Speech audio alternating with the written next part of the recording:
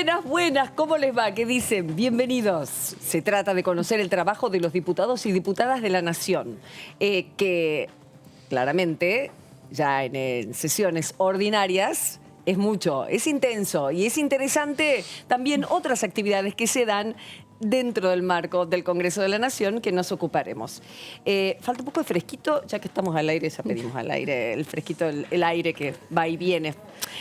Todavía estamos en Buenos Aires, hace mucho calor. Les contamos a gente que nos ve en todo el país y el verano que no se quiere ir. Y ni les digo el centro, ¿no? Y ni te digo llegar al Congreso de la Nación. No, te digo, a los que están en el interior, si piensan venir a Buenos Aires, les digo que post pandemia es lo mismo que hace 2 años. Sí. O sea, volvió el tránsito, volvieron los que estacionan en doble fila y Sí. demás, así que con paciencia venir a Hoy Buenos es 10, Aires. el 15 termina el estacionamiento a la que te criaste de pandemia, que estábamos, para saberlo pronto. Empiezan las multas. Analía Argento, Jazmín Bugliorini, mis ¿Cómo compañeras va? queridas, ¿cómo bajas? Bien, muy bien. Sí, año movido, que ya arrancó el año formal, ¿no? Es como que marzo arranca el año formal. Y en la Cámara, bueno, también va a ser una reunión muy Sí. importante y se sigue debatiendo el tema de ganancias que va a ser, ¿no?, el caballito para este arranque de año. Exactamente, y hay un ánimo interesante en torno a esto, porque será retroactivo. Por lo tanto, veremos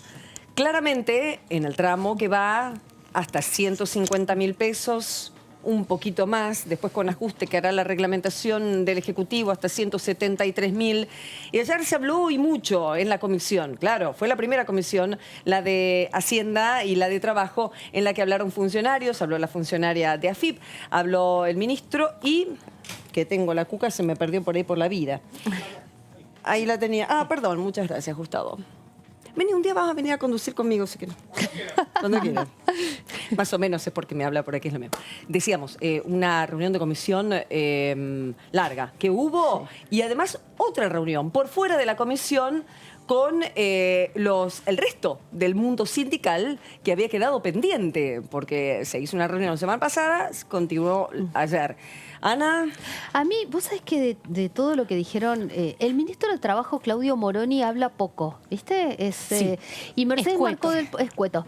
Sí, no da conferencia de prensa, no lo vemos en los programas de televisión. Y Es Mercedes verdad. Marcó del pone un poquito más, pero es como que cuando vienen al Congreso es donde más hablan. Yo me quedo con una frase para la reflexión un poco sobre los nuevos tiempos laborales. Sí. En un momento cuando una diputada le pide, cuando surge el tema de las horas extras, ¿no? Por ejemplo, en las guardias médicas, 4 guardias, Sí. que no hemos hablado acá en el programa, que algunos dicen que no hacen 4 guardias, hacen 3 en el mes porque se pasan y tienen que pagar ganancias. Entonces ese trabajo extra lo pierden porque lo pagan en impuestos, o sea, lo trabajan y no lo cobran. Exacto. Y el ministro en un momento dijo que hay que tener cuidado con estimular las horas extras. ¿Por qué? Porque muchas veces todos los trabajadores lo que hacemos es trabajar de más para hacer un sueldo que te alcance. Y no entendería cómo sería otra razón. ¿Hay otras razones? No, por Tal vez supuesto. algún principiante Pero ¿no? me parece que lo que él Pero, apuntaba es a ver. que las horas extras terminan siendo una forma de tener un sueldo digno cuando Sí. deberías cobrar un sueldo. Total. Sobre todo en el Totalmente, sistema de salud. totalmente, claro. Que era lo que ellos estaban hablando del sistema de salud, Claro. con lo precario que son, por ejemplo, las guardias para los residentes que trabajan de noche 1000 horas, digamos, que está todo mal, entonces apuntó a como que había que desalentarlo en algún punto. Claro, porque terminás alentando algo que no está bueno. O sea, está bueno cobrarlo, pero lo ideal sería que en el sueldo cobres. Yo digo, escuchándolo empecé a pensar. Para decírselo a las fuerzas, por ejemplo, eso. Se van No por eso, espantados pero lo que todos. tienen A que los cobrar es un médicos, buen los sueldo, médicos, porque las las horas Fuerzas Armadas, policía. las horas extras o las horas, las guardias las haces en tus horas de descanso. O sea, por ahí no tenés franco. Decís, bueno, redondeo el sueldo, entonces sábado y domingo, o el día que te toque de franco, vos lo trabajás, lo cobrás al 100%, pero no descansás. Digo, Claro. yo hice como esa reflexión de que lo que algún día tendríamos que tener es salarios acordes al trabajo de cada uno para que no tengamos la necesidad de sobrecargarnos, de tener pluriempleo o o de tener tantas horas extras que no tengas vida, que no veas a tus hijos o que no tengas descanso o que no tengas vacaciones. Perfectamente. Ayer, como decíamos, la reunión que mantuvo el presidente de la Cámara, Sergio Massa, con los distintos representantes sindicales, bueno, fue Pablo Moyano. Pablo Moyano, que fue noticia hoy por otras cuestiones. Perdón, Facundo. Es verdad. Y que lo tuvimos ayer también en DTV. Con Pablo Moyano y el Frente Sindical para analizar justamente el proyecto de alivio fiscal a ganancias. Vemos esta parte. Muy buenas tardes para todos y todas, queridos compañeros, queridas compañeras. Quiero, en primer lugar, agradecerle a cada uno de ustedes por esta reunión, esta visita a una casa que es la casa de todos ustedes, que es la casa del pueblo, que es la Cámara de Diputados. Agradecerle enormemente el trabajo que ya hace varias semanas tanto el presidente de la Comisión de Presupuesto, Carlos Heller, como la presidenta de la Comisión de Legislación Laboral, Vanessa Sibley, así como también varios diputados y diputadas que hoy nos acompañan, Facundo, Walter, Pablo, la Negrita, Daniela, Turco, que vienen trabajando para, de alguna manera, llevar adelante en el marco de la discusión parlamentaria esta decisión del Gobierno Nacional, del presidente y de todo el equipo de gobierno de impulsar una modificación en el impuesto a las ganancias para garantizar una mejora en el poder adquisitivo en el salario de los trabajadores. Obviamente agradecerle en esta reunión, que es la primera que participa desde su reincorporación a la actividad parlamentaria después de unos días en el sur, al presidente de nuestro bloque, a Máximo, que de alguna manera tiene la enorme tarea de que tengamos adentro del recinto los votos para llevar adelante esta iniciativa, que no tenemos dudas que lo vamos a tener. Pero sobre todas las cosas agradecerle a Pablo, a Paco y a cada uno de ustedes, porque en definitiva estamos frente a una enorme oportunidad, que es a partir de esta iniciativa y de un esfuerzo fiscal llevar alivio al bolsillo de más de 1 millón de trabajadores, de más de 200.000 jubilados, llevar al mercado interno, a la economía argentina, al funcionamiento de nuestro mercado interno, más de 42.000 millones de pesos en el año, con la decisión del presidente, además, en el día de ayer, de que sea vigente al 1 de enero, de manera tal que no solamente va a permitir un alivio hacia adelante en el bolsillo de los trabajadores, sino que va a generar la posibilidad de una devolución para aquellos trabajadores que sufrieron en su salario y en su bolsillo el descuento del impuesto a las ganancias a lo largo del mes de enero, de febrero y de marzo, si es que en los próximos 20 días logramos que tanto Heller como Sibley dictaminen y nos lleven al recinto esta iniciativa, que me tocó en algún momento plantearla a mí en términos de iniciativa, pero que es un logro y que es una medida del Gobierno Nacional que tiene que ver con una convicción, que es que la recuperación de la Argentina depende centralmente de nuestra capacidad para devolverle a la clase media y trabajadora argentina poder de compra. Es eso, justamente, poder de compra, que todo ese dinero que antes se iba a pagar este impuesto, en esta franja siempre estamos hablando, ¿no? No es un salto progresivo. Para el resto no es que la tabla se modifica, no, eso vendría a ser para otro proyecto de ley. De hecho, ayer el ministro se refirió a este asunto también, concretamente. No fue el ministro, fue Arias de Economía. Economía, exactamente. Claro, porque no vino Guzmán, es el único ministro. El secretario, claro, de Políticas Tributarias. Secretario de Políticas Tributarias. Dijo, no, de ninguna manera. Y se habló de todo ayer, pero en esta reunión que mantuvo el presidente de la Cámara con los distintos gremios, bueno, fueron escuchados de acuerdo a sus necesidades para que este este impuesto que no se pagará en esta franja vaya directamente a lo que es el consumo y así la motorización de la economía que tanto se espera. Esto decía también el presidente de la Cámara.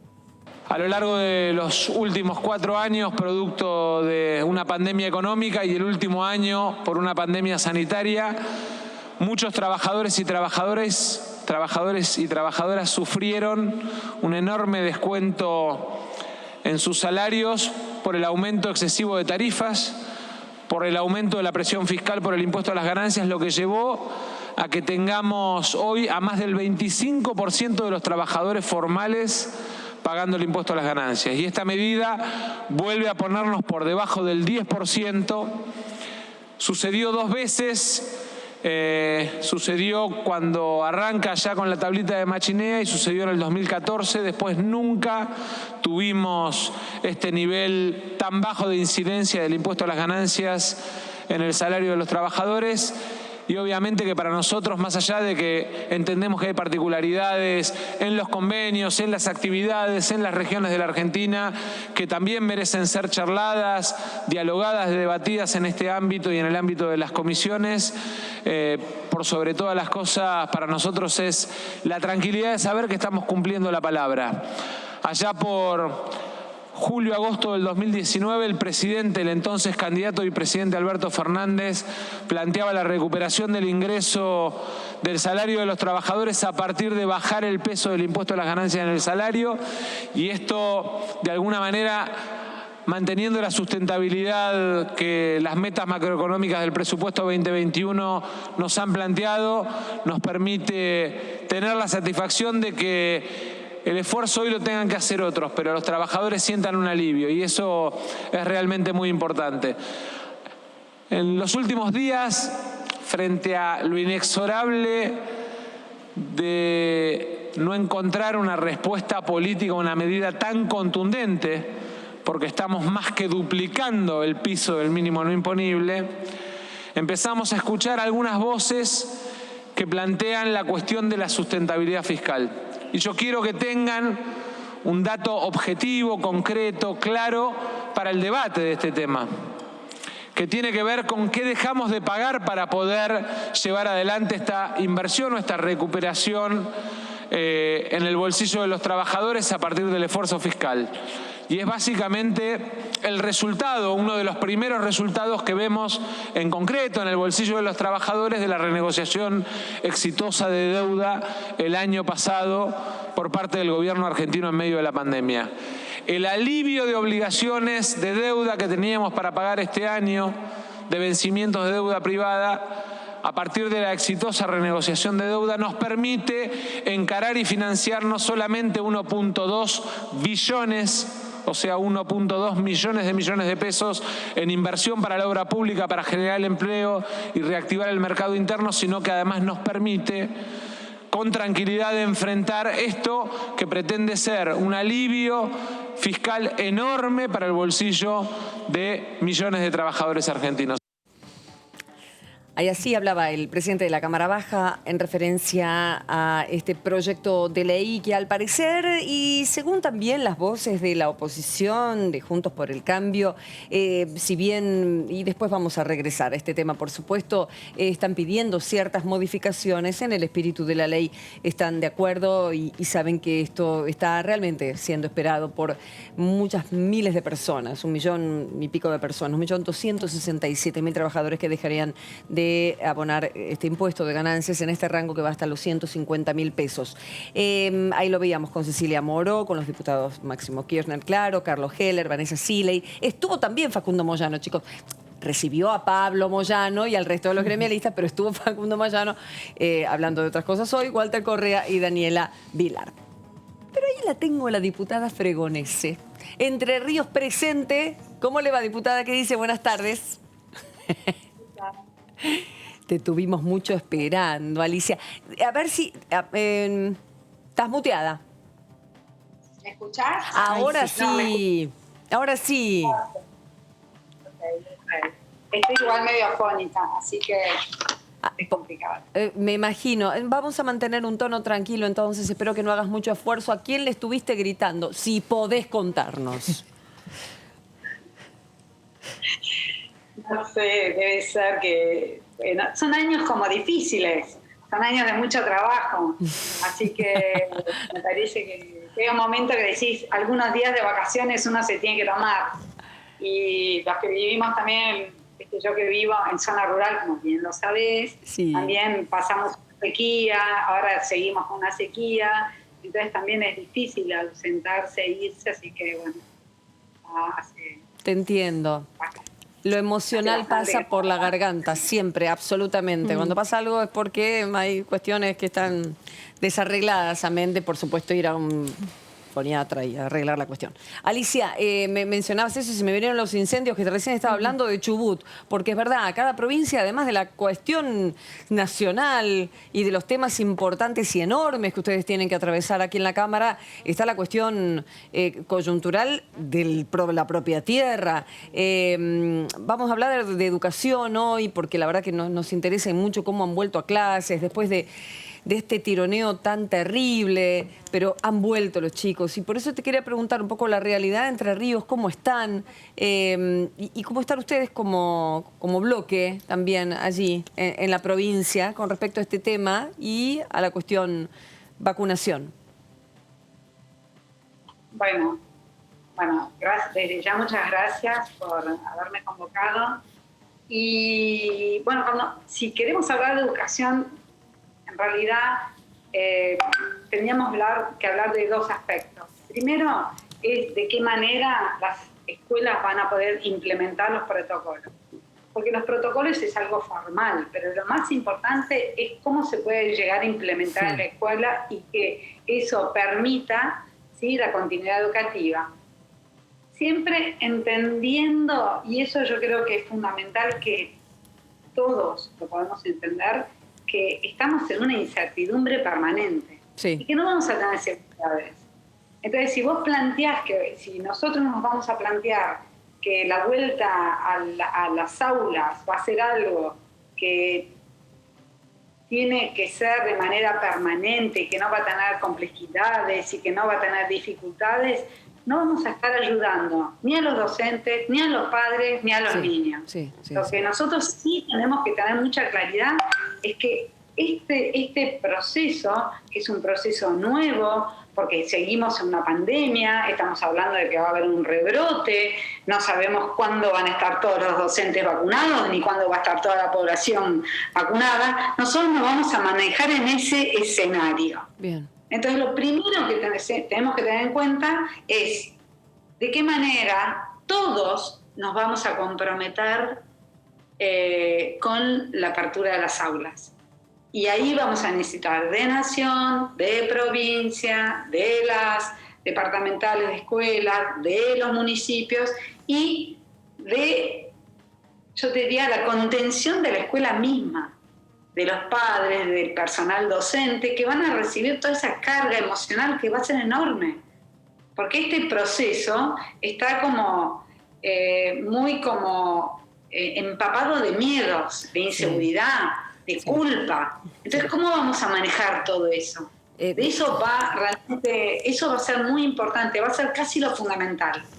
Y después, por otro lado, el rol del docente, que no es el rol que tuvo en el 2019 o antes de la pandemia.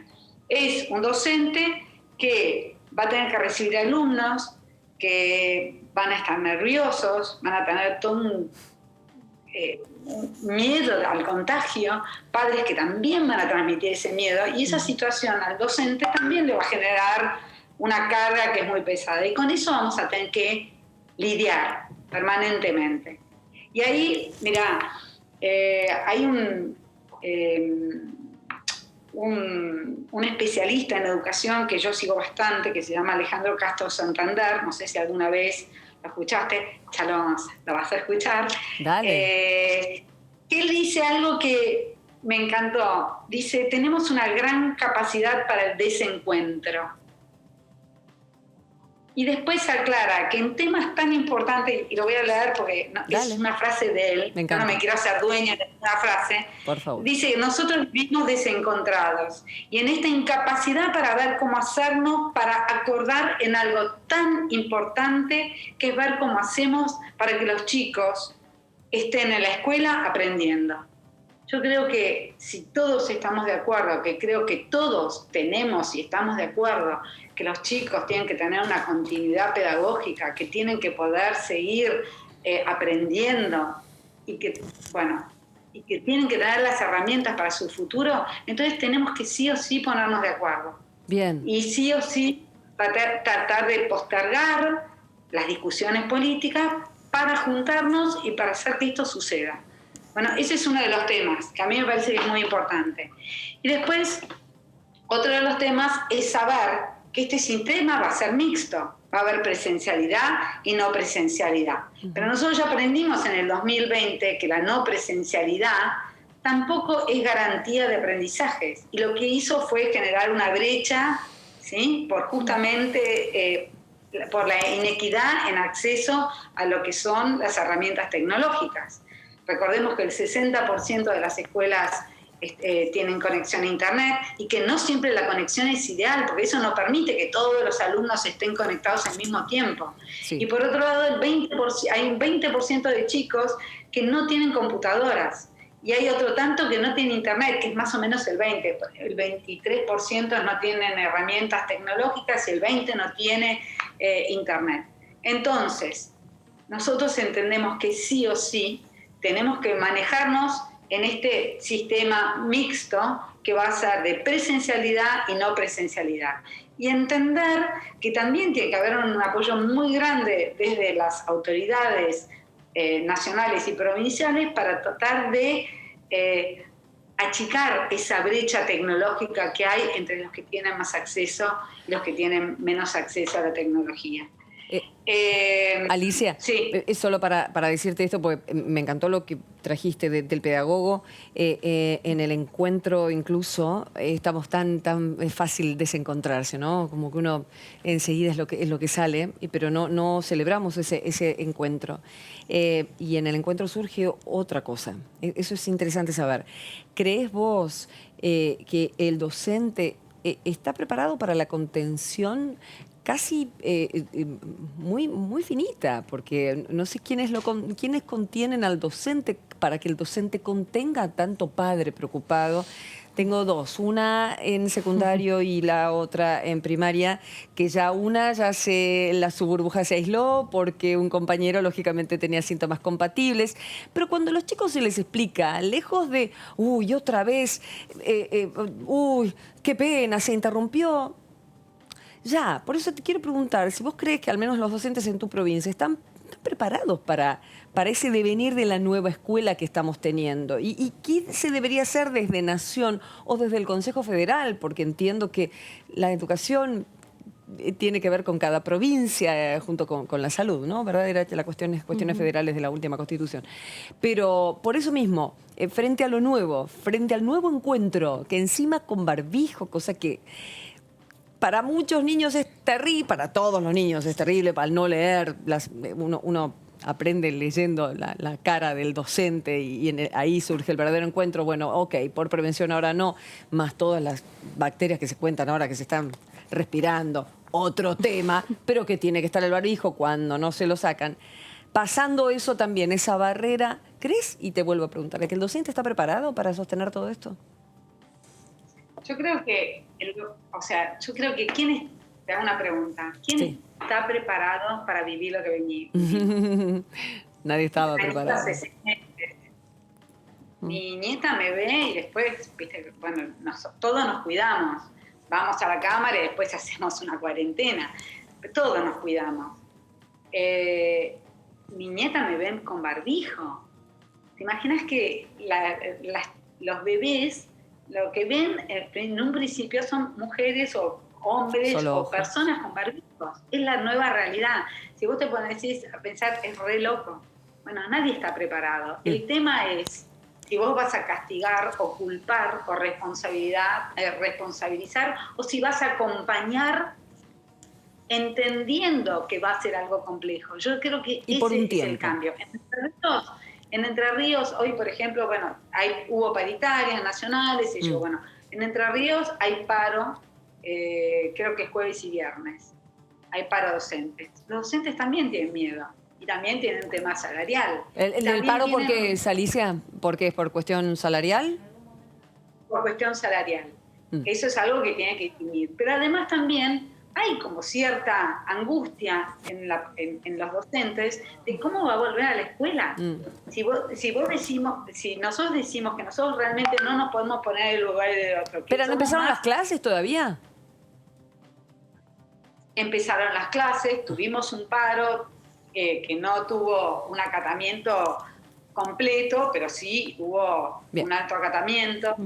Pero sí hubo muchísimos docentes que fueron y abrieron las aulas, porque más allá de todo, yo creo que el docente quiere volver a las aulas. Sí, absolutamente. Porque quiere ver a los niños, porque entiende además la situación de los niños y todo el conflicto que les genera el no estar en las aulas. Bien. Y vos hablabas y yo quiero hablar de los docentes y quiero hablar de los padres. El otro día estaba visitando Gualeguay, estaba hablando con el intendente de Gualeguay.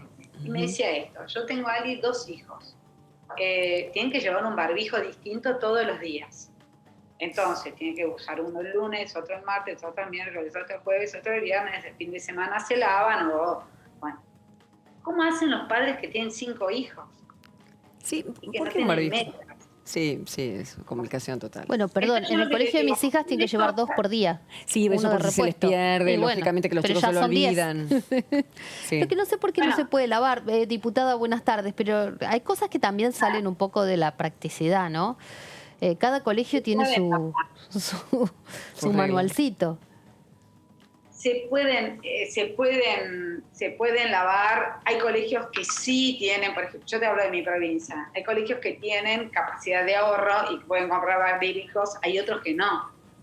Mira, recién estaba hablando con un docente y me contaba que la provincia les envía a las escuelas por bienes de consumo a las de primera categoría, que son las escuelas más grandes. Te estoy hablando de escuelas que tienen más de 300 alumnos. Les manda 7.000 pesos por mes. Entonces, ahí el dinero es muy finito y es poco. Entonces hay que poder administrar todo eso. Entonces ahí es donde decimos, la situación es esta. ¿Viste? Como decimos en el campo, es lo que hay, ¿no? Entonces, ¿cómo administramos esta situación? Entonces ahí tenemos que ponernos de acuerdo, comunidad educativa, familia, ¿sí? Y por supuesto tiene que estar el gobierno provincial, el gobierno nacional y los municipios. Y todos tratar de trabajar de manera coordinada y unificada para poder realmente hacer que el regreso a las aulas sea posible. Entendiendo que la no presencialidad tampoco es la salida, por eso necesitamos este sistema mixto. Diputada, ¿qué tal? Jazmín Bugliorini la saluda. Recién usted decía acompañar, ¿no? El año pasado en el Congreso se hablaba mucho del tema conectividad, se hablaba mucho de las currículas o de los programas, de cómo recuperar algunos contenidos y demás. De todo eso, hoy, ¿qué quedó y qué se está logrando aplicar o qué cree que durante este año la Comisión por ahí de Educación debería trabajar alguna nueva ley para acompañar justamente con las nuevas modificaciones que van habiendo, ¿no? Día a día? Bueno, nosotros permanentemente, la vicepresidenta de la Comisión de Educación, que es Victoria Morales Loperi, participa, al igual que la presidenta de la Comisión, que es Blanca Osuna, participan del Consejo Federal y van siguiendo las resoluciones que sacan el Consejo. Lo que yo te diría que en cuanto a conectividad, el plan, el gobierno en el presupuesto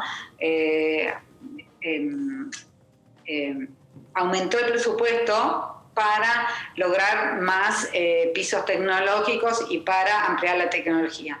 Lo que sí, y esto yo creo que en algún momento lo hablé con vos, Karen, eso es un proceso. Eso es un proceso, no es algo que de un día para el otro lo podés hacer, porque no es la misma conectividad. No es que vos tenés el piso tecnológico, lo instalás. Bueno, proveer de internet no es fácil, porque somos un país maravillosamente diverso, con una geografía totalmente distinta, y no toda la conectividad se puede dar de la misma manera. Entonces, por eso es que tiene momentos en donde se puede acelerar más y otros momentos donde se acelera menos. Pero por supuesto nosotros estamos siguiendo lo que ocurre permanentemente en el Consejo. Nosotros el año pasado, mi despacho, yo con muchas diputadas, lo que pedimos fue que se reglamentara la ley de convivencia escolar. Porque si entendemos, justamente por lo que decimos, esta ley es una ley de una diputada oficialista que se sancionó en el 2014, pero que nunca se reglamentó. Es cierto que las provincias después sacaron resoluciones para trabajar el tema de convivencia escolar, pero es una pena que en un momento donde realmente tenemos que trabajar esos lazos y esos vínculos para que exista esa convivencia escolar que sea positiva, no se reglamente. Alicia, contame qué dice la ley. ¿Qué dice esa ley? Justamente de hacer todo un observatorio, de mirar cómo son las relaciones y entre los niños, cómo conviven, y de acuerdo a eso, tomando las experiencias, tener o generar los mejores programas para contribuir a la mejora de las relaciones, de los vínculos entre los alumnos y docentes. Eso se lleva adelante, se lleva a cabo. Las provincias lo vieron la necesidad y lo hicieron, pero me parece que habría que hacerlo, habría que reglamentarla. Bien. Otro de los temas que sí es muy importante, cuando vos me preguntás qué es lo que debería hacer, es el tema de las estadísticas. A ver. Porque es muy difícil poder hacer un programa, ¿sí? o armar un programa si vos no tenés datos de alguna evaluación y datos ciertos. Por ejemplo, lo que nosotros sabemos, y Vicky Morales Borleri presentó un pedido de informes, es sobre el relevamiento anual. El relevamiento anual es el relevamiento de la asistencia de la matrícula y la asistencia de los chicos a la escuela. El último relevamiento se hizo en el 2019. En el 2020 no hubo un relevamiento. Lo que sí hubo es una inscripción por matrícula, pero no hubo un seguimiento de la asistencia. Y ahí yo te pongo el caso, hace 3 semanas o 2 semanas me llamó una periodista de Entre Ríos y me dijeron, porque como saben que a mí me gusta todo lo que es rural, me dijo, hay un chico de 15 años que su papá se murió y tuvo que tuvo que hacerse cargo de llevar adelante el tambo de 5 o 10 vacas, no me acuerdo nunca si era 5 o 10.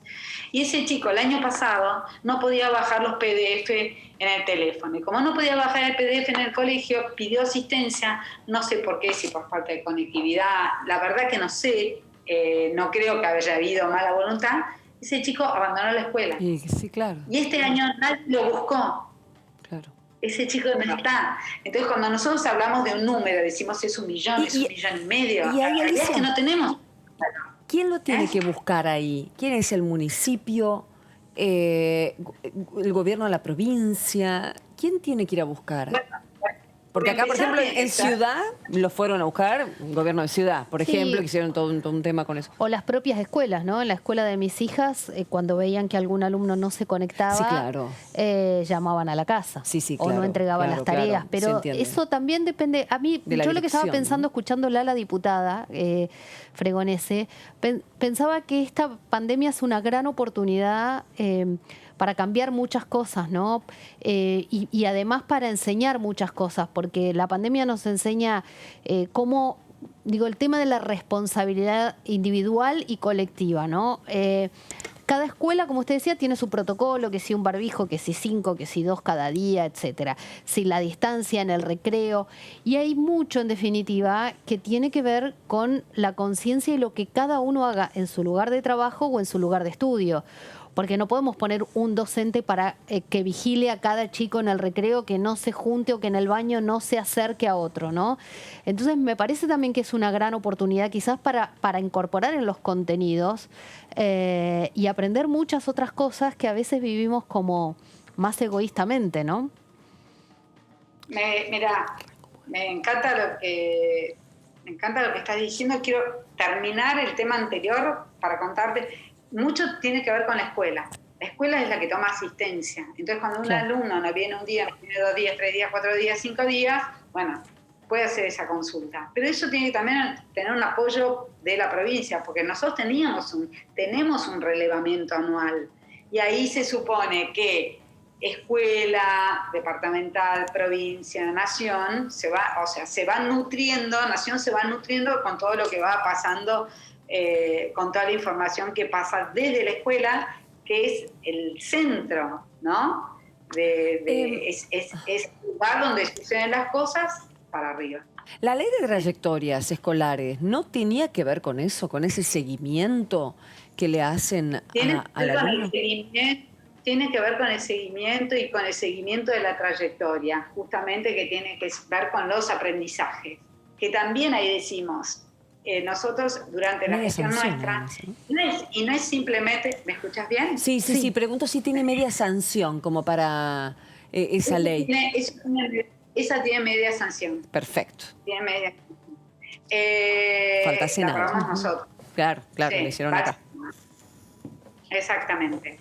Después, nosotros en su momento, ¿te acordás que fue primero muy conflictivo en la ciudad cuando se empezó con la evaluación a aprender, cuando se empezaron a evaluar los aprendizajes e incluso los procesos de enseñanza? Y eso sirvió, viste, como base de datos para mejorar todas las prácticas de enseñanza y también mejorar los aprendizajes. Lo mismo hicimos a nivel nacional con aprender.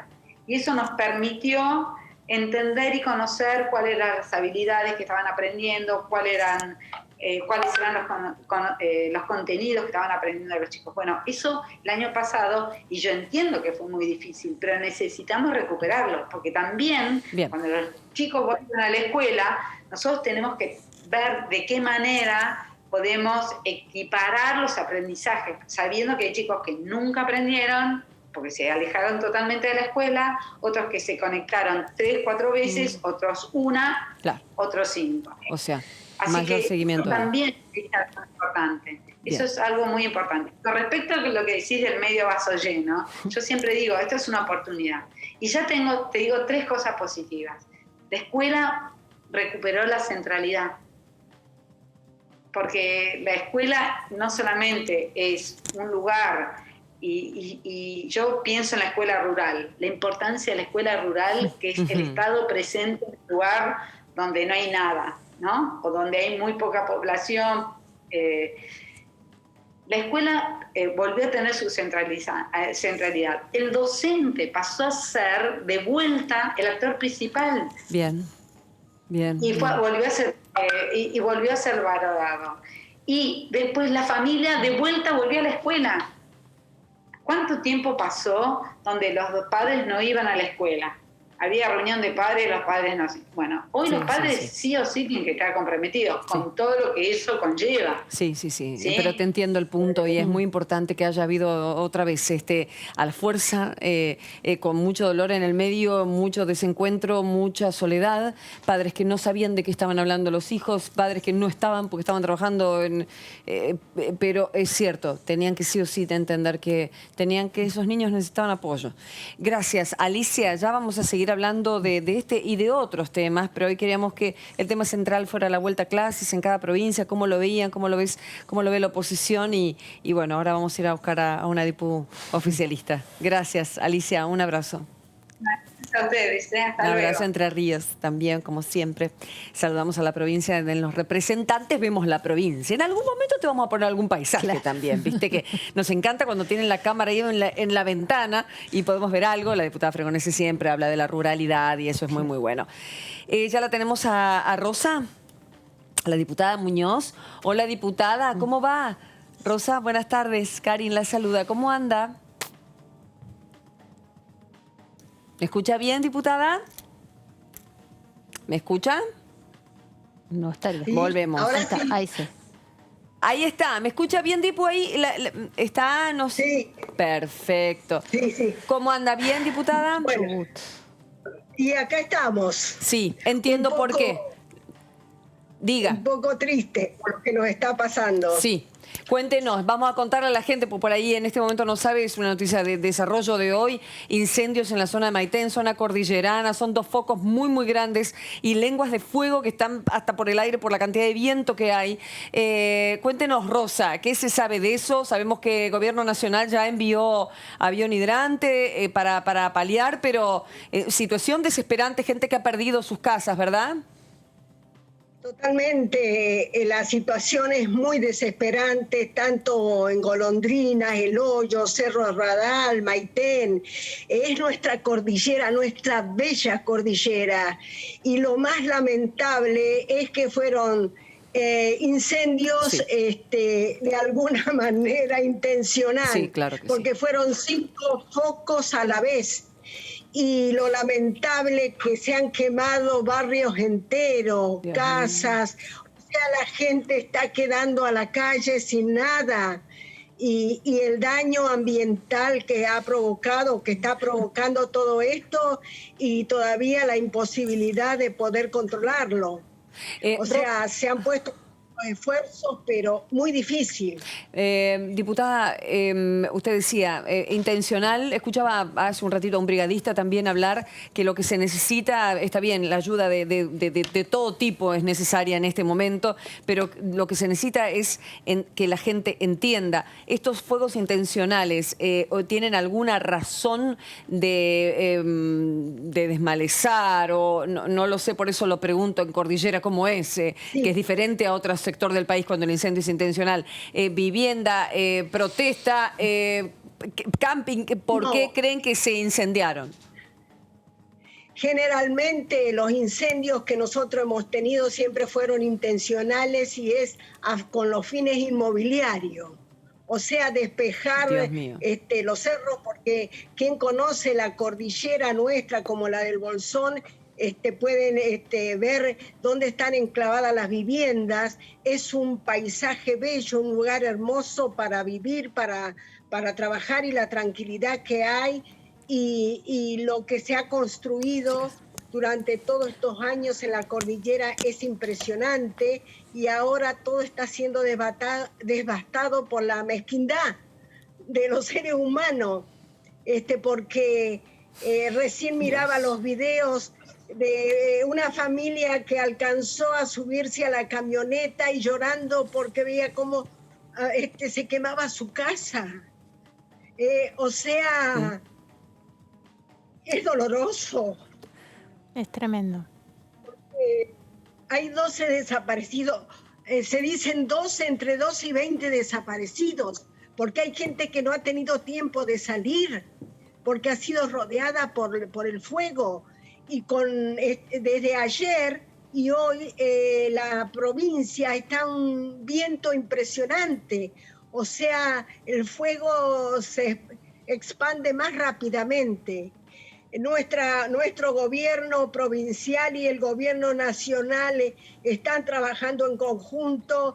El ministro de Ambiente, creo, no sé si ya habrá llegado a la cordillera, pero él en declaraciones dijo que se convertiría en querellante, porque hay una cuestión. Si bien nosotros el año pasado modificamos la ley que tiene que ver con el manejo del fuego, que fue un proyecto de nuestro presidente de bloque, a veces no basta. Máximo Kirchner fue el que impulsó el proyecto, y a veces con las medidas que están en la ley a veces no basta, porque la gente tiene tanta mezquindad que no mide las consecuencias, porque ahora aproximadamente nosotros tenemos más de 200 familias que lo han perdido todo. Diputada, así que imagínese. Sí. Disculpe, Analía Argento la saluda. Justamente acá, a miles de más de 1.500 kilómetros, 1.800, 2.000 kilómetros de ustedes, hay gente peleándose en las redes sociales por ahí sin conocer la situación de Chubut y diciendo irónicamente, no era que con la ley de manejo del fuego se terminaban los incendios. Digo, ¿por qué no alcanza? Recién escuchaba al intendente del Hoyo que decía, bueno, que en este caso no alcanzaron a apagar los incendios como sí en otros 10 que hubo hace poquito, que hay avión hidrante, que hay helicóptero, que hay muchas brigadas trabajando, pero que por determinadas condiciones no pudieron llegar. Y decía lo que usted dice, ¿no? Que él no quería ser muy contundente, pero que hay un tema del acceso a la tierra y que también está el otro tema de la industria de la madera, que también, a veces hay atrás. Pero digo, ¿por qué no alcanza con la ley del manejo del fuego? Es que nunca va a alcanzar cuando hay intencionalidades económicas o hay otros interesados que no les interesa la vida humana o el pueblo o el lugar, porque solamente los ven desde el punto de vista económico. Entonces es muy difícil que una ley termine, nunca va a terminar. Fíjese, nosotros, y harán como 8 o 9 años, a raíz de todas estas quemas de estos bosques, que a veces era por el calor, pero hoy no es por el calor, porque estaba fresco, o sea, hacía frío. Se plantaron más de 5 millones de plantas de pino.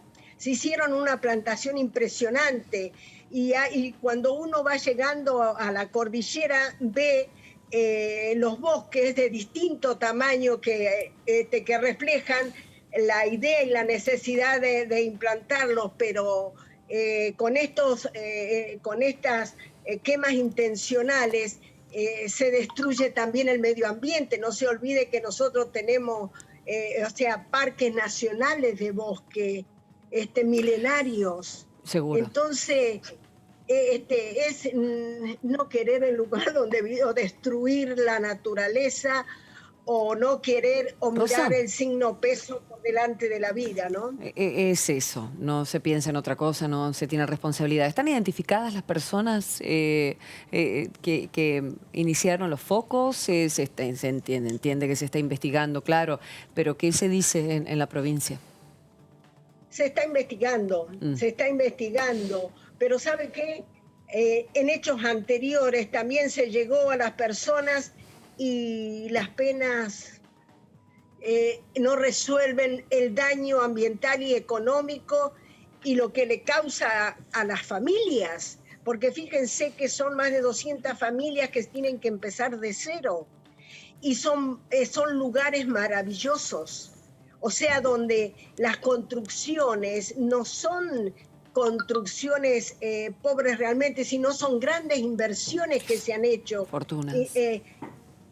Fortunas, y además nosotros, la cordillera, que hemos recorrido tantas veces la cordillera, hay muchas familias que han venido de otros países y que se han internado y viven en la cordillera. A veces no se sabe, pero cuando uno anda caminando con esto de la política o así, o se mete más adentro de los bosques o de los cerros, encuentra todas estas familias que son de otros países, porque realmente son paisajes maravillosos. Y toda la gente que vive cuida, pero existe estos otros enemigos de la vida y de la naturaleza, no sé quiénes serán. ¿Usted es nacida Porque en Chubut, diputada? no quiere... Discúlpeme. ¿Cómo? ¿Usted es nacida en Chubut? No.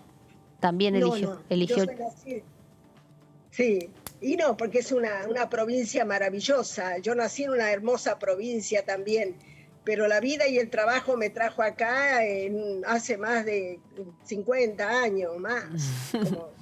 Ya es chubutense, diputada. O sea que tengo 2 hijos, uno nació acá, o sea, realmente tengo, es mi provincia, y es el lugar donde vivo y donde crecieron mis hijos y mis nietos están creciendo. Entonces uno siente mucho dolor. Claro. Cuando se hacen, cuando se destruye de esta forma, porque estamos destruyendo el medio ambiente. Diputada, ¿qué tal? Jazmín Mullerín la saluda. ¿Esos terrenos son todos donde se iniciaron los incendios, son terrenos privados o no sé si eso ya está claro? Y son bosques naturales, porque acá está la ley de bosques. Claro. Hay una ley de bosques. Bueno, la ley de humedales que también estaban tratando, que no se logró avanzar, claro, pero que... Y la ley de bosque me parece que salió, no recuerdo, yo era diputada provincial, si fue 2010, 2011, por ahí. Sí. Y hay una clasificación de bosques que están también demarcados por color, que es el rojo, el amarillo y el verde.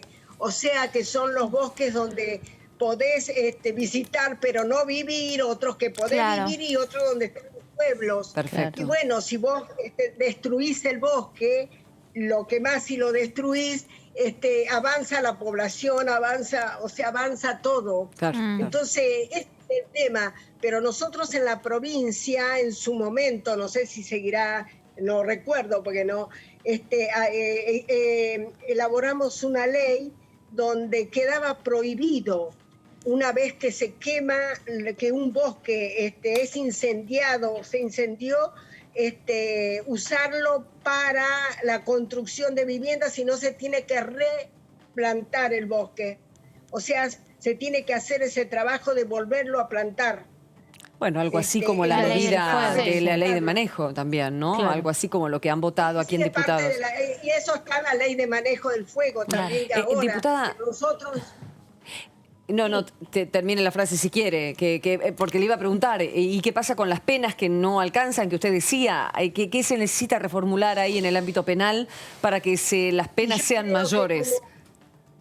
Yo creo que las penas tienen que ser mayor. Si no puede devolver económicamente con el daño, que lo devuelva con la prisión. Porque tenemos que, de alguna manera, detener todo esto. Porque tiene que haber una pena dura. Tal vez se diga, bueno, pero hay otras penas que no son tan duras y acá la quema, sí, pero es la vida, es la naturaleza, listo. es el lugar donde por uno supuesto. vive, es la vida de las personas. Yo escuchaba recién un señor que salía, que metió su gente y el perro a la camioneta y lloraba y decía, se está quemando mi casa, se está quemando mi casa, por Dios pedía. Entonces, es duro. Claro que sí. Diputada, y esas familias, digo, van a recibir, imagino, ayuda por parte del gobierno, ¿no? Porque son 200. Con el gobierno provincial y del gobierno nacional, incluso en todos los lugares de la provincia se están haciendo, juntando donaciones para llevar. Eso es lo lindo. Se están movilizando, claro. Y el pueblo argentino, porque recién leía la cantidad de camioneros que ofrecían su camión para transportar las mercaderías y los distintos lugares de nuestra provincia donde se estaban juntando desde ropa, colchón, zapatos, la gente quedó en opuesto. Sí, un incendio es eso, se te va la vida en el fuego. Pero una parte queda la vida propiamente dicha, que ahí se ve el amor profundo de los demás, ¿no? Para decir, no quedaste solo, porque es verdad, la soledad que se siente debe ser monumental. Arcioni tiene unos problemas en Chubut, diputada, que ya los venimos hablando, de que no se pagan, hay en Aldo 2 años, las clases interrumpidísimas, que esto de pandemia vino a profundizar lo que ya estaba completamente desarmado en tantas familias, ¿no? Estoy hablando de las clases. El gobierno anunció que efectivizará de Chubut, ¿no?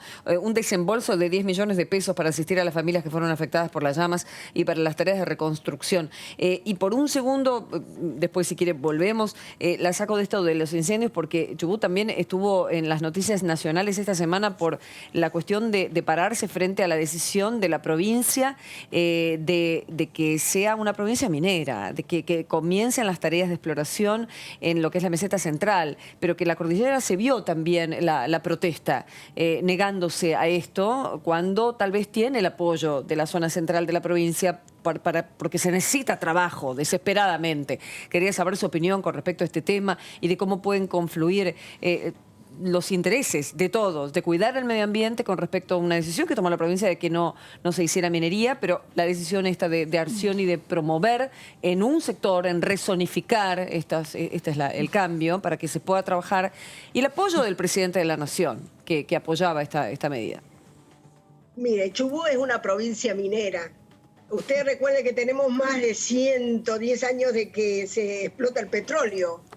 Y si uno recorre la zona de Comodoro, de Sarmiento, la zona sur de la provincia, ve las cigüeñas así cada 50, 100 metros, o sea, como que la tierra está perforada, como que la extracción, porque el petróleo también es un mineral, o sea, que se ha extraído y que se ha trabajado la tierra.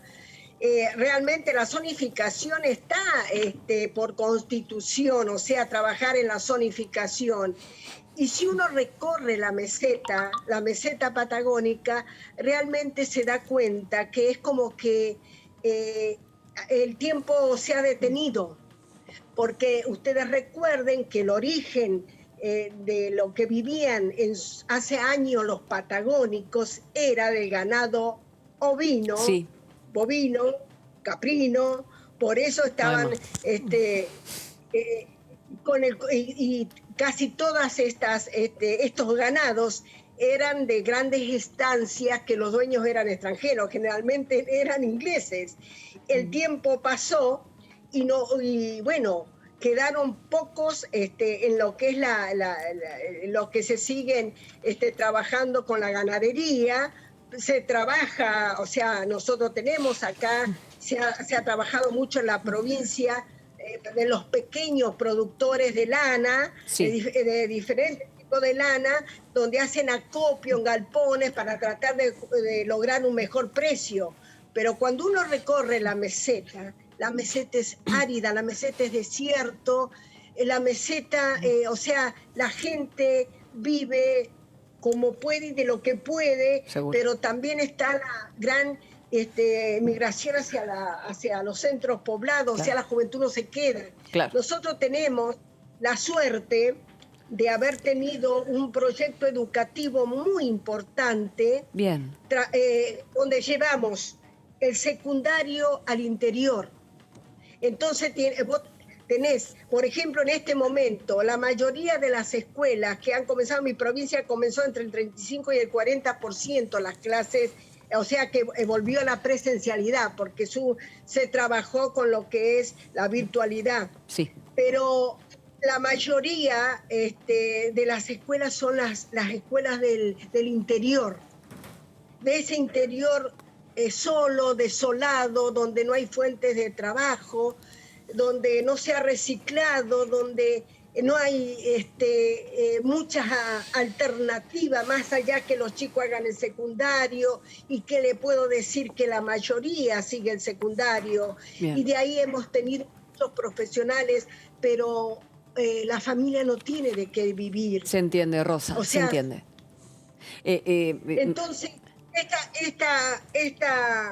este proyecto de zonificación se viene discutiendo hace muchos años. Bien. Pero además ahora lo tiene que decidir la Cámara de Diputados. Sí, sí, que está votar. trabado ahí, porque no se puede, es un tema legislativo de la provincia todavía. Rosa, no me queda más pero tiempo. aparte de eso, No me queda más tiempo, Sí. pero afortunadamente mencionaste en lo último, porque el llamado era para hablar de educación y del regreso a las clases, pero la coyuntura nos gana y por supuesto la atención para que el país se entere qué pasa en tu provincia. Amén de ver algunas imágenes de pocos segundos en los noticieros nacionales, pobre la gente del sur. Lo No, importante- trajiste la realidad y te agradezco mucho por eso. Y yo vamos a tener en Algo algún otro momento para hablar de importante. educación. Sí, Bueno, pero algo importante de educación. sí. El ministro Trota, en toda esa recorrida que hizo por el país, Sí. vino a Chubut. Vino una vez y trabajó. Y no fue bien despedido por todas las manifestaciones, pero volvió y trabajó con los gremios y con el gobernador y el equipo y lograron un acuerdo. Bien, Que eso eso es lo es un montón. importante. Eso es un Que montón, los gremios diputada. acordaron que las clases van a empezar. Bien, a Porque eso... también y arreglaron parte de lo económico. Creo que eso es Bien, importante, bien, porque bien, bien. mi provincia estuvo muy abandonada. Lo sé y lo venimos contando. Muy abandonada. Rosa, porque no recibe ayuda. Sí. se entiende hacia dónde va y este desorden que esperemos que empiece a funcionar en el área educativa, ni que hablar lo mejor para que los incendios puedan menguar, ¿no? Y que la gente pueda tener la ayuda que necesita por Totalmente. sobre todas las cosas y que los culpables la paguen realmente. Gracias, Rosa. Hablamos en otro momento de más de tu provincia que tanto Muchísimas querés. Muchísimas gracias. Que sigas muy bien. Mi provincia va a salir adelante. Va Ya a lo salir creo. adelante porque tiene gente buena, gente grande que la quiere. Gracias. Gracias, Rosa. No solamente hablamos de política acá, por supuesto que hablamos de política, porque es la política la que lleva a esta gente a estar frente o sentarse acá enfrente en el recinto, en este bello edificio que tenemos, para votar las leyes. Nos trae la realidad de la provincia. Y le tendría que dar pase a mi amiga patagónica acá, pero por cuestiones de tiempo, ella siempre me cuenta y la historia y por qué se fueron las ovejas, y cambia la realidad, y la gente de la cordillera es distinta de la meseta, que están pidiendo otra cosa, más allá de las políticas que llegan y gobernadores que son muy criticados. Pero por sobre todas las cosas, rescato esto, de que en este canal podamos estar hablando con los representantes del pueblo, de las provincias que realmente tenemos que conocer, que representan. A la pausa, volvemos con otra provincia y otro tema. Ya volvemos enseguida.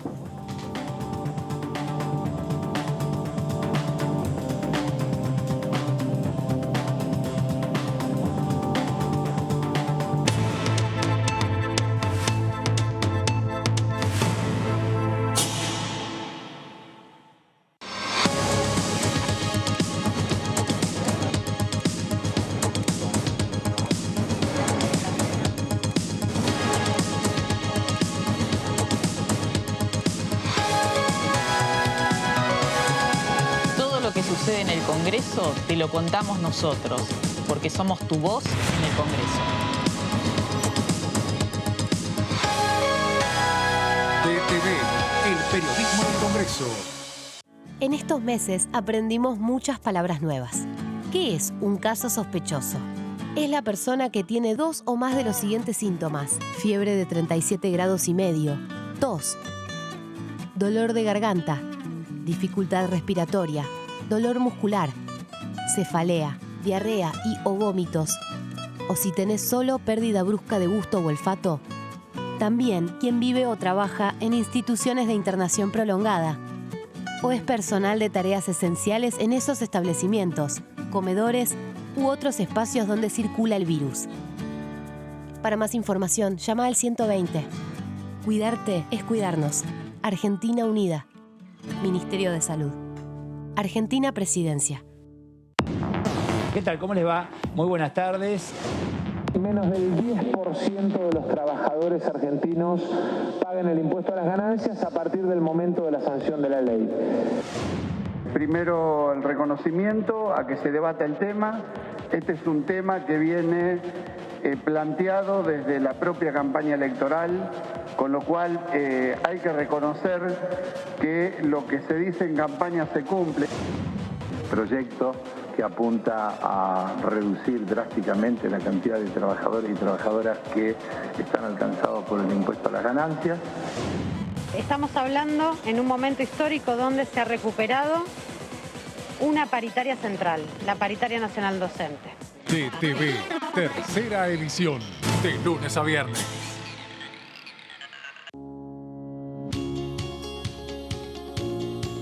La Cámara de Diputados tiene 257 miembros. Los diputados debaten y sancionan leyes que rigen en todo el territorio nacional. Algunas de las más importantes son el presupuesto de gastos generales del Estado, el Código Civil, el Código Penal, la forma en que se rige el trabajo, las jubilaciones, entre tantas otras. Además, controla y hace un seguimiento de las políticas del Poder Ejecutivo a través de la visita de diferentes funcionarios o el pedido de informes, así como la posibilidad de realizar juicios políticos a los funcionarios. La duración de los mandatos de los diputados es de 4 años y pueden ser reelegidos indefinidamente. Desde el momento en que asumen y hasta el final de su mandato, no pueden ser acusados, interrogados judicialmente, ni molestados por las opiniones o discursos que imitan desempeñando su mandato. Son requisitos para ser diputado tener al menos 25 años, 4 años de ciudadanía argentina y haber nacido en la provincia por la que se postula o haber residido en ella los 2 años precedentes. Se agrupan en bloques que expresan partidos políticos o afinidad ideológica. Existen también los monobloques integrados por un solo diputado.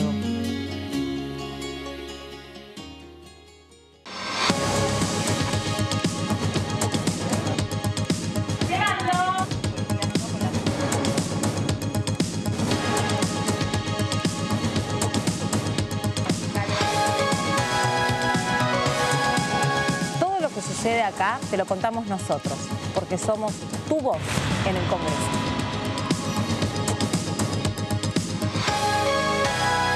DTV, el periodismo del Congreso.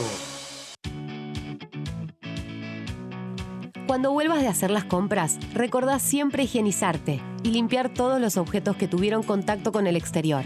Y si compraste frutas y verduras, seguí estos pasos. Para desinfectarlas, sumergilas en una mezcla de 1 litro de agua, más 1,5 mililitros o media cucharada de lavandina. Ten en cuenta que debe ser lavandina de uso doméstico, con una concentración de 55 gramos por litro. Déjalas ahí 20 minutos y volvé a enjuagarlas con agua limpia antes de guardarlas. Cuando vayas a cocinar, recordá lavarte las manos antes de empezar y hacerlo con utensilios y sobre superficies limpias. Seguí cuidándote. Argentina Unida. Argentina Presidencia. Hola, bienvenidos. ¿Cómo les va? Esto es DTV, el resumen. Alberto impulsó el proyecto de reforma judicial. El presidente dijo que enviará al Congreso una iniciativa sobre el funcionamiento del recurso extraordinario ante la Corte y otro para reformar el Consejo de la Magistratura. Deuda. El gobierno pedirá investigar a la gestión anterior por administración fraudulenta. El presidente de la Cámara de Diputados se reunió con integrantes de la CGT. Presentaron que se contemple, las situaciones monoparentales dentro de las familias, que se contemplen los viáticos de los trabajadores y trabajadoras. Primero hay que tomar en cuenta que una de las modificaciones es subir el piso a 150.000 pesos. DTV, el resumen, de lunes a viernes.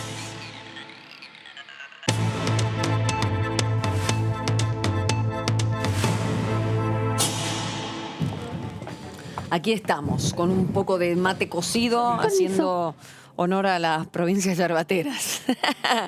Después no nos molestamos si quieren venir de Mendoza, de Cuyo, con otras cuestiones. Uvas, digo, ¿de qué estaban pensando ustedes? De ninguna manera. Bueno, así estamos, analizando un poco lo que está ocurriendo por estas horas en la Cámara. Hablábamos de ganancias, con razón, me puse otra vez la misma historia de la cucaracha, sí, lo escucho al control. Habíamos estado hablando de ganancias, claro, por las reuniones que se llevaron a cabo. Primero la reunión de comisión ayer, comisión de presupuesto y Hacienda y Trabajo, y lógicamente el pedido también de los gremios, reuniéndose ayer con el presidente de la Cámara para expresarles las necesidades que tienen cada uno de los gremios con respecto a este proyecto de ley de no tributar ganancias, los sueldos hasta 150.000 pesos. Ya está, dije como, pero qué bueno, muy bien. Hola, diputado, ¿cómo le va? ¿Qué dice? Pero desmútese, que no lo escuchamos. A ver ahí. Ahora sí. Ahora mejor. Fenómeno. Cortito, antes de entrar al tema de ganancias, recién hablamos con Chubut. ¿Río Negro tiene alguna zona comprometida, diputado, con los incendios? Bueno, sí, porque exactamente el límite es el paralelo 42. Sí. El paralelo 42 es un límite ficticio, por lo cuanto en la realidad, digamos que no hay ningún límite.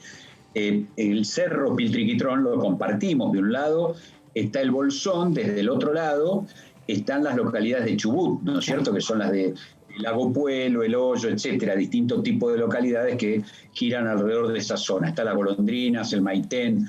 Y bueno, el tema del incendio que se declaró como primer elemento central que hay que decir, que resulta altamente sospechoso, es que, según me informan técnicamente, se declararon prácticamente en el mismo momento 5 focos, por lo menos 5 focos de incendio. Estos focos, ¿por qué decimos que han sido provocados de profeso para producir además una, digamos, distribución de la gente que tiene que apagar el incendio en distintos lugares y verdaderamente... Se volvió a mutear, diputado. Sí. A ver. Parece que es automático el tema. Bueno, decía que... Sí. Para distribución de la gente, decía, que fueron pensados los fuegos hasta estratégicamente para ser apagados también. Bueno, lo que sucede es que al producirse esta distribución de los distintos cuerpos que intervienen, ¿no es cierto?, de manejo del fuego, donde están los servicios de Río Negro, servicios de Chubut, los bomberos comunes, el Servicio Nacional del Fuego, que dicho sea de paso, tengo entendido que en su sede de Las Golondrinas prácticamente se le quemó toda la central, con inclusive algunos vehículos. Realmente es una desgracia lamentable.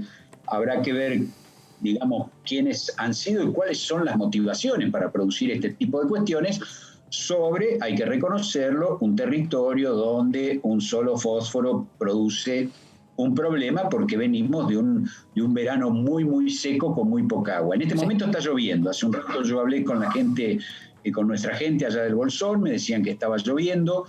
De todas maneras, fíjense que está lloviendo y llovió muy copiosamente por la noche. Llovió hasta desde las 2, 3 de la mañana y ahora está lloviendo y sin embargo el cálculo, el problema ¿cuál es? Hay troncos que por ahí tienen más de 1 metro de diámetro, que están prendidos y que por más que el agua caiga es como si le tiráramos con un aerosol, ¿no es cierto? Es decir, es un tema mínimo. Es verdad. Así que bueno, hay que esperar que esto continúe para que entonces el ambiente húmedo enfríe y permita que la gente que ha llegado y que está trabajando pueda hacer su trabajo, porque peligran unas cuantas localidades de Chubut e inclusive el sur del Bolsón, que prácticamente es una continuidad, ¿no es cierto?, separada a unos pocos metros, digamos, de justamente la provincia de Chubut. Claro. Diputado Analía Argento, lo saluda. Hace un ratito escuchaba al intendente, ¿qué tal? Al intendente del Hoyo, Paul Wisman, que decía algo muy similar a lo que usted decía, ¿no? Que los focos no se pueden apagar cuando hay un tronco grande que abajo tiene brasas, ¿no? Y también contaba esto, ¿cómo es el sistema? Digo, por ejemplo, hay un incendio en el Hoyo y todo el sistema se activa y entonces desde Neuquén, desde Río Negro, desde distintos lugares llegan a trabajar los equipos de bomberos y de manejo del fuego. ¿Cómo funciona? Hay bases, por ejemplo, en el caso de nuestro SPLIF, que así se llama el Servicio Provincial de Lucha contra Incendios Forestales, eso significa SPLIF, nuestro SPLIF tiene una base en Bariloche, tiene otra base en el Bolsón, después tiene otra base para el caso de incendios en la meseta o incendios en la zona de pasturas, en General Conesa, pero bueno, en la montaña digamos que hay una base en el Bolsón y una base en Bariloche. A su vez, Chubut tiene su propio servicio provincial y a su vez está el Plan Nacional de Manejo del Fuego, que tiene sus centros. Además de todo esto, contribuyen, digamos, cuando hay un incendio, también contribuyen las policías tanto provinciales como las fuerzas federales, contribuyen también los bomberos de las distintas ciudades, y esto es coordinado, ¿no es cierto? Es decir, de alguna manera, las autoridades que están enfocadas en esto, tanto provinciales como nacionales del Plan de Manejo del Fuego, es que coordinan las actividades e inclusive viene y acude en auxilio gente de otras provincias también. Diputado, ¿qué tal? Jazmín Mulierini la saluda. Lo cambio de tema un segundo para consultarle por el tema que se está empezando a debatir en la Cámara de Diputados, que es ganancias. Ustedes, bueno, Juntos por el Cambio habló de pedir autónomos y más. Dentro del interbloque, ¿ustedes tienen algún otro pedido? El tema de la zona desfavorable patagónica lo fue tomado por el gobierno. Digo, ¿es algo que va a salir pronto y rápido? ¿Cómo ve el camino de ganancias? A ver, en un principio cuando nos invitaron a participar del proyecto al cual firmamos, ¿no es cierto?, acompañamos con nuestra firma, a pesar de que es un proyecto que las provincias vemos también con atención, porque de alguna manera el impuesto a las ganancias es un impuesto coparticipable, lo cual va a significar que en la medida que haya un costo fiscal, las provincias recaudaremos menos. De todas maneras, y en función de la situación crítica, en especial de la clase trabajadora, nos pareció absolutamente atendible que esto se debe producir y por eso lo estamos acompañando. El primer reclamo que hicimos tuvo que ver con que se explicite concretamente que se mantenían las ventajas para la región patagónica, y esto fue aceptado por el autor, por el presidente Sergio Massa, fue aceptado y efectivamente, si bien nos explicaban que nunca hubo intención de que se elimine ese beneficio, claro, en realidad... se aclaró. Sí, por las dudas. Por la duda que esté explícitamente. Así que eso ha sido cumplido. Después, por supuesto, que hay cuestiones que son puntuales, por ejemplo, la temática de las horas extras, la temática de las guardias, en el caso de ayer, por ejemplo, la diputada Corpachi, que también es colega nuestra, hablaba de las guardias médicas, por ejemplo, lo que también es un problema. Porque, fue desestimado, ¿no? Digamos, un poco por el ministro de Trabajo ese punto. Y bueno, a ver, esto es una tensión que se produce entre ver hasta dónde cada sector trata de obtener un beneficio y hasta dónde el Estado está en condiciones de que esto no desequilibre sus cuentas. Esta es la verdad de la cosa.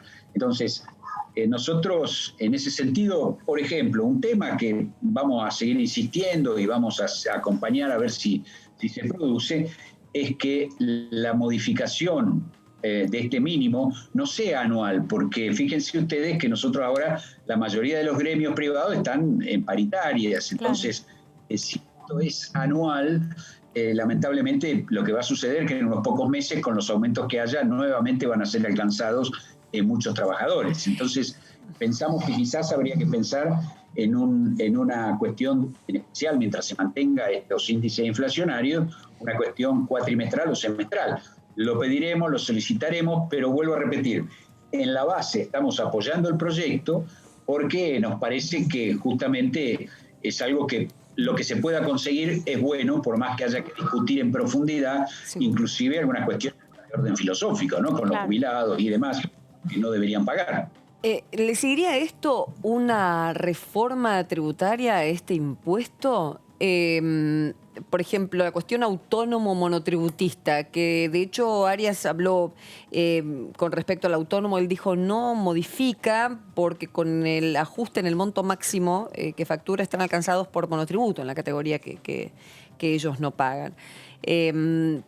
¿Satisfizo esta respuesta? ¿Qué cree que debería suceder con este sector? Que bueno, usted está en la Comisión de Economía y de Desarrollo Regional, que deben haber unos cuantos en este sentido. Sí. Lamentablemente la comisión no se ha reunido para que debatamos estos temas todavía, pero por eso uno participa, por más que no esté en la Comisión de Presupuesto y demás, participamos igual porque nos parece el tema de... yo creo que, bueno, para el tema monotributo se están ofreciendo algunas facilidades respecto de lo que significa el pase de monotributo a autónomo, digamos, en este tema de los descuentos que habría en cuanto a la cuestión de IVA y ganancias durante los 3 primeros años, de 50, 30 y 10%. Es decir, de nuevo, está la puja y la tensión que se produce entre lo que ofrece economía, porque manifiestan y fundamentan qué es lo que pueden ofrecer, y lo que sería correcto, justo para todos, que tiene que ver con una realidad que muchas veces no se puede alcanzar. Bueno, esto hay que seguirlo debatiendo. Creo que además todavía hay posibilidades de avanzar y de debatir un poquito más y de por ahí conseguir algunas otras cosas dentro de cómo está presentado el proyecto, ¿no? Está muy bien. En cuanto a la reforma de cómo siga este tributo, de ganancias, por ejemplo, de modificar la tabla, ¿hay prioridad para discutir esta situación? A ver, ¿O no es momento? Yo no soy especialista en el tema. Yo creo que debería encararse una revisión profunda de todo lo que es el sistema tributario, que lamentablemente, y creo que porque estamos en un año electoral, tengo muy poca expectativa de que se produzca, porque seguimos en el ida y vuelta de las culpas entre Juntos por el Cambio y el Frente de Todos, permanente, acerca de quién es el responsable de que estamos tan mal y quién hizo peor las cosas. Creo yo que si no salimos de eso y nos sentamos y analizamos con especialistas cuestiones que tengan que ver con algo que trascienda a los propios gobiernos, el actual, el anterior y el que venga, y hacemos una reforma tributaria que ponga, digamos, en marcha el país en un sentido, sea acompañado a su vez por una reforma laboral. Esto también hay que decirlo, porque esto muchas veces acá es donde los gremios saltan y se oponen en un principio. Entonces acá tiene que haber reforma tributaria, simplificación tributaria, buscar mayor progresividad en la recaudación, y tiene que haber también una reforma laboral que aliente las inversiones, una reforma laboral que permita, ¿no es cierto?, que exista mayor flexibilidad en la contratación o la no contratación para que tengamos una recuperación rápida y salida de esta crisis que estamos viviendo, y no que hoy, cuando hablamos no con los multinacionales, cuando hablamos con cualquier vecino que tiene una pequeña empresa, tiene un kiosco, que tiene un comercio, nos dice que el principal problema son los empleados por el costo que les significan, no lo que le paga el salario, sino por todas las implicancias que significa tener un empleado en cuanto a lo que significa incluso la posibilidad de despedirlo de acuerdo a cómo le vaya económicamente. Entonces, mientras esto no lo reveamos, mientras no sinceremos estas situaciones, donde empecemos de nuevo a pensar no tanto en las organizaciones, cuando digo organizaciones digo tanto la sindical como la empresaria, sino en los empleados y en los empresarios, estamos ante un camino de difícil salida. Reforma tributaria, reforma laboral, son reformas necesarias en nuestro país. Pero en un año electoral... Él dijo. Difícil, ¿no? Que no lo ve. Claro. Muy difícil, muy difícil. Muy difícil. Ayer el ministro de Economía, Martín Guzmán, bueno, y también el presidente de la Nación hablaban en la presentación de la propuesta para las automotrices, beneficios para la generación de empleo, inversiones, exportaciones y demás, hablaban de que el equilibrio fiscal no tiene ideología, que no es ni de derecha ni de izquierda, y reforzaban el concepto del cruzo. El presidente dijo algo así como, todavía a veces le tengo que explicar a los amigos que la necesidad del equilibrio fiscal, ¿no? Me parece que además de esta grieta que usted señala muy bien, que se siguen tirando quién es el responsable o quién es la culpa, también puertas adentro cada bloque tiene o interbloque tiene sus diferencias y parece difícil, ¿no? Simplemente gastar lo que entra. Yo creo que equilibrio fiscal no necesariamente es ajuste salvaje o ajuste salvaje sobre los asalariados, digamos. Equilibrio fiscal es hacer que las cuentas, justamente lo que tiene que ver con los subsidios se corrija, lo que tiene que ver con el gasto, entrada y salida, pueda llegar a un equilibrio. Una adalid del equilibrio fiscal fue Kirchner, fue Néstor Kirchner, justamente. Creo que él era el que se manejaba con esas cuentas de almacenero, pero que eran absolutamente efectivas entre lo que salía y lo que entraba. Gran diferencia, uno diría, entre el kirchnerismo y el cristinismo. El cristinismo, dado por Cristina en su gobierno, llevó bien a las claras de que en función de cuestiones electorales, que creo que ahora lamentablemente se está queriendo repetir, cuando uno ve que lo atacan inclusive a Guzmán, a pesar de que está llevando con mucho esfuerzo, digamos, adelante las distintas negociaciones, el cristinismo tiene por delante la cuestión electoral, ¿no es cierto? Entonces, me parece a mí que sería volver a caer en el error que del 2012, digamos, 2011 al 2015, llevó a una situación en la Argentina que realmente no fue positiva. Entonces, a mí me parece que justamente el equilibrio fiscal tiene que ser una de las banderas. Por supuesto que hay que buscarlo progresivamente, por supuesto que esto tiene que ser sin dejar de atender a quienes verdaderamente lo necesitan, pero, por ejemplo, el sistema de subsidio debe ser profundamente revisado para que los subsidios recaigan no en las empresas que terminan llevándose igual sus dinerillos, sino en los usuarios. El usuario que es vulnerable, el usuario que no está en condiciones, tiene que tener los servicios esenciales subsidiados. El usuario que puede pagarlo, tiene que pagarlo al valor que hay que pagarlo, que generalmente va acompañando a la inflación, no a la dolarización. Porque fíjese que en este país pasamos de la limonada al whisky muy rápidamente. Cuando el gobierno de Macri era dolarización. Y entonces, en función de eso, las empresas se llenaron de dinero, las empresas, nuestras pymes, no podían pagar los servicios, por lo que significaron sus aumentos siderales, y tuvimos también un gran problema. Entonces, necesariamente estamos de acuerdo con el ajuste, digamos, el equilibrio fiscal. Creemos que el ajuste se debe repartir entre todos los sectores, atender a los más vulnerables, y de alguna manera creo yo también eso necesita de un acuerdo entre las distintas partes que ojalá se pueda producir, porque en este caso quizás no tenga tanto que ver con los partidarios, sino con un acuerdo que incluya a la empresa, el Estado y los trabajadores. Pero, diputado, me está hablando, es un albertista usted. Ahora dicen que no existen, pero bueno. Un nestorista también. Porque de hecho, bueno, es el último discurso del presidente, las últimas apariciones en la prensa ha hablado exactamente de estos temas y la cuestión del Consejo Económico y Social que tanto se ha querido instalar, que bueno, ha tenido una reunión y ese día se murió Maradona, creo, no me acuerdo qué había pasado.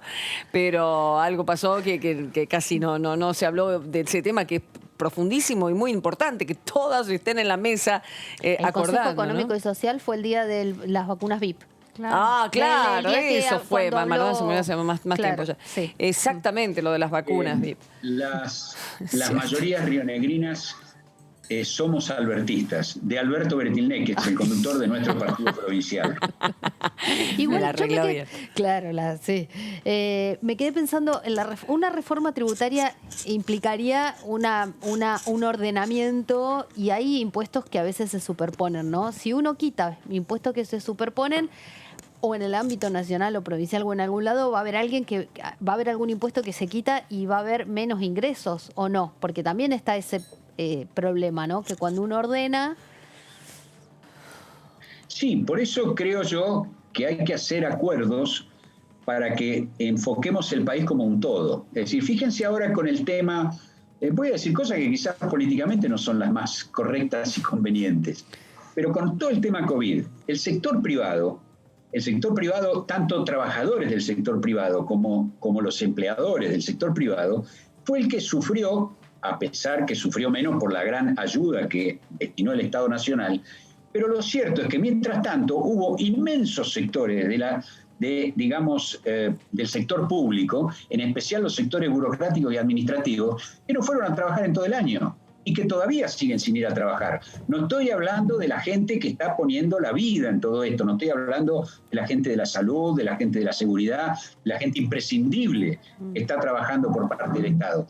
Pero todos sabemos, a todos nos ha pasado que intentamos ver un trámite en alguna oficina de registro, por ejemplo, de cualquier tipo, ¿no? De registros personales, de la propiedad, de lo que fuera, y encontrarnos con que no te atiende nadie, con que hay un teléfono supuesto, una página web, donde te contestan tarde, mal y nunca, y no está atendiendo nadie. Entonces, ¿qué quiero decir con esto?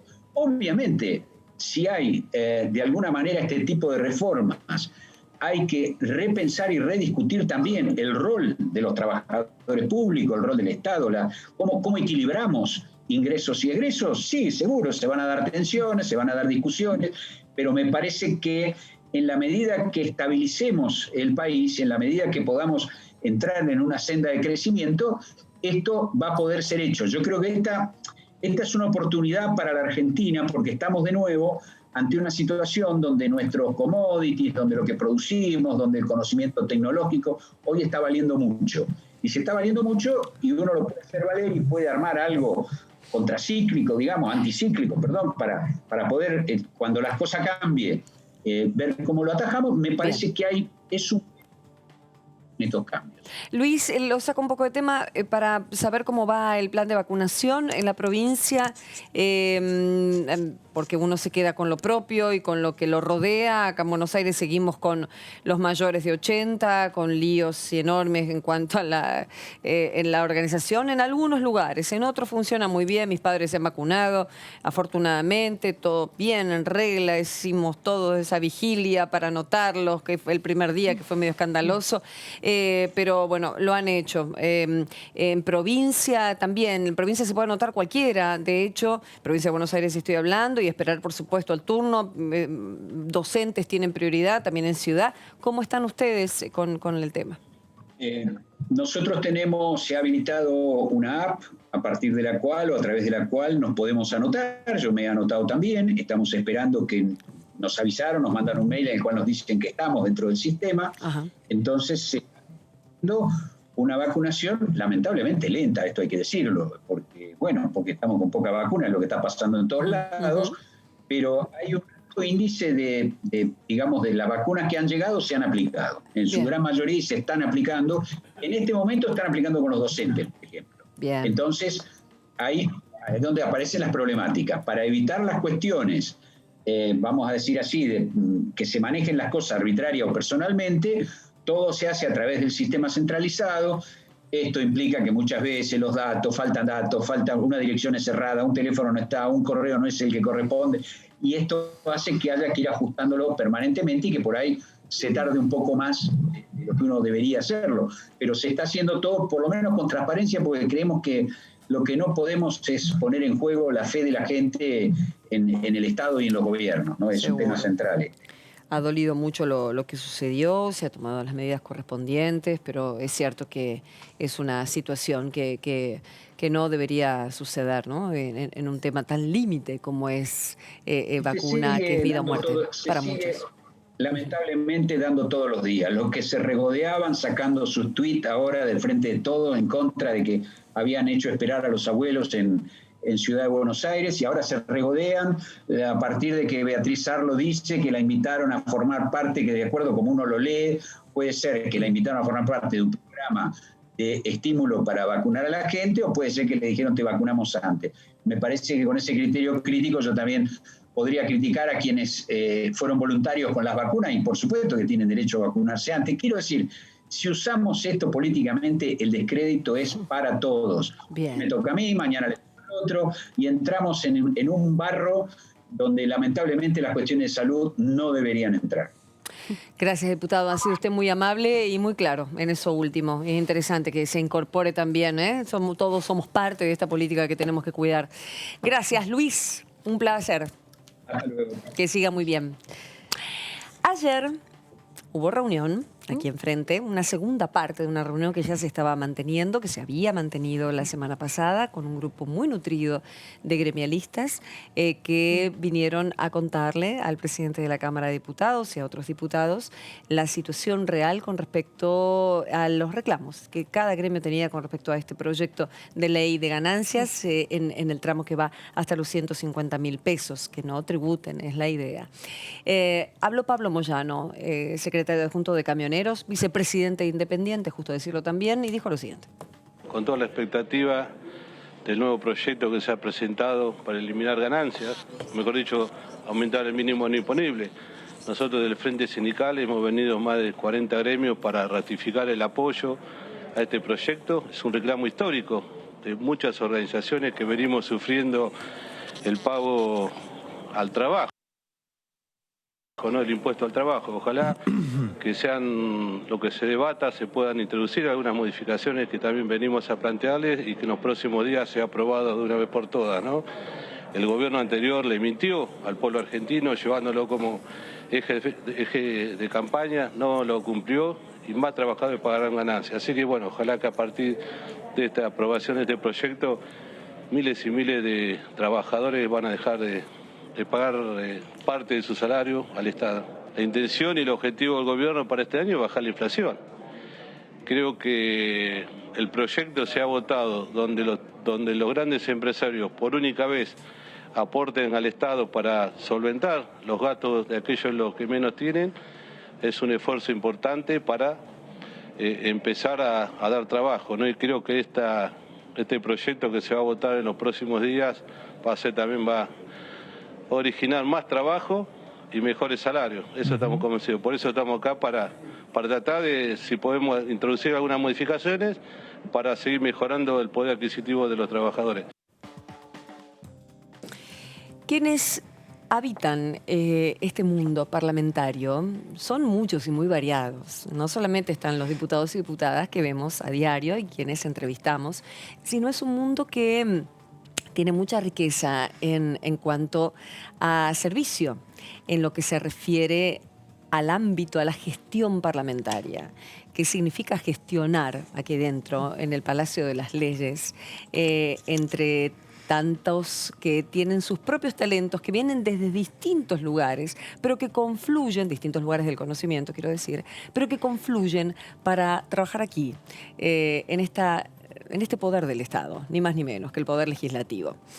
Diputados y la Universidad de San Martín, la UNSAM, han puesto en marcha la Diplomatura de Gestión Parlamentaria y Políticas Públicas.